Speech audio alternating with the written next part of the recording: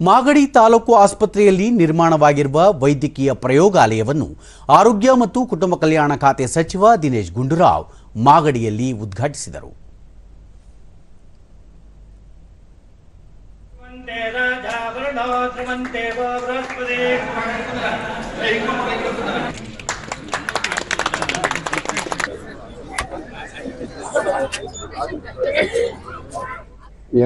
ಬಳಿಕ ದಿನೇಶ್ ಗುಂಡೂರಾವ್ 55 ಲಕ್ಷ ರೂಪಾಯಿ ವೆಚ್ಚದಲ್ಲಿ ವೈದ್ಯಕೀಯ ಪ್ರಯೋಗಾಲಯ ಆರಂಭಿಸಲಾಗಿದ್ದು ಎಲ್ಲಾ ಮಾದರಿಯ ತಪಾಸಣೆ ನಡೆಸಲು ಅನುಕೂಲ ಮಾಡಿಕೊಡಲಾಗಿದೆ.